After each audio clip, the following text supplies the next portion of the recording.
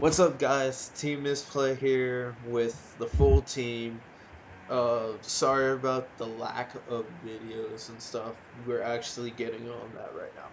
But anyway, today we're gonna bring you a little bit of a top three decks that we believe you should be watching out for as the top tiers. So let's start off with our opinions on what we think are the top. So, of course, Mermails has got to be up there. Yeah. Yeah. And we got Fire Fist, and this one is up by speculation, whatever you want to think of it, but we believe Rabbit can be tier 1 for a little bit until the other decks come out. But Yep. anyway, let's get into a little bit of the preference of all the decks. I'm gonna let Gun start off with the Bro Fists. Okay. So Brofist. They have a lot of good matches. I mean, they can handle Mermails fairly well depending on the build. I mean, Monomels kind of outpace it. I mean, if you can drop like Big Eye or um, their other Exceed, the level 7 one that's like locking the skill drain, it hurts Fire Fist a lot. But I mean, there's plays to get around it. You just have to make them. You have to force your opponent to make the bad play so that you make a good play. Gotcha. Um, it also has very bad matchups with decks that are not very aggressive. If you're playing against a person that's not very aggressive, they're not going to attack into you. A lot of your traps are going to be dead, and when your traps are dead, that's a lot of dead space, and that's going to slow you down. And when you're slow in Fire Fist, it kills you. Okay. So the next deck I want to give preference on is the Rabbits before we get into Merman. So what do we got on Rabbits? Well, on rabbits, now that Sangan is down to banned, now that Sangan is gone, rabbits would be pretty limited at this point, but they still do pretty well, just because of the depending on your deck build. But if you add in Guava, it's still a pretty good quick deck. They have a lot of control with Logia and with Dolka. Mm-hmm. I mean, they can pretty much, like, if you were to go up against a Fire Fist player, if you got Dolk out, pretty much all of their effects are negated. And with Logias, negating summons is pretty easy if you're going against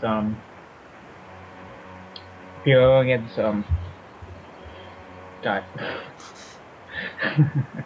Let's just say Well, pretty that. much any deck, I guess, because Yeah. every deck summons. All So right. that's already self-explanatory. All right. And then the final deck, which right now technically is the top of the tier, is Mermails. Mermails, they're really good together with the Atlanteans. They're all water, so goes into match doesn't hurt them. But they really are a fast-paced deck at this point in the meta. They're the fastest deck probably out there right now that actually competes really high on a really high level. You have basically two types of builds you can build from. You got a lot of support in the deck itself. The only problem is it has bad matchups against like decks that can run cards that can just negate stuff in the graveyard, because this deck loves its graveyard. Its graveyard is its prime like area of like all of its effects. If you can get out of Soul Drain, Macro, or D-Fissure, the deck just slows down and it stops completely. But other than that, it's got really good matchups against most decks right now, but it all depends on the build. So now, with that being said, give some like let's give some insight to some of the builds that you can try out on your own if you've got the cards and the money to do it. For Mermails, we've got Monomales and Gen X. Now, there will be separate videos discussing all the pros and cons of each deck right now, but right now we're just discussing like the builds themselves and what we personally think are the better builds of them. And I believe, like, because I'm a Mermail player, I believe that the monomill build that Billy Break brought out is really good. It's outstandingly good because it just does the job right when it comes to all the water effects in the graveyard. That's my opinion on the deck. Let's get some insight about other decks. Like, let's go with Fire Fist. There are two builds of Fire Fists. I want to say one doesn't run as many Fire Fists, so I don't know if it's an actual. You can consider it Fire Fist, but Rabbit Fire Fist is probably the safest and the fastest build.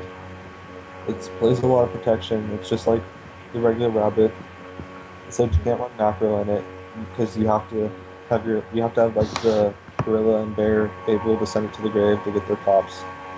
So you don't have the advantage of macro, but you do have the advantage of being able to size Soul Drain, which lets you have a good matchup against mono males and Gen X males.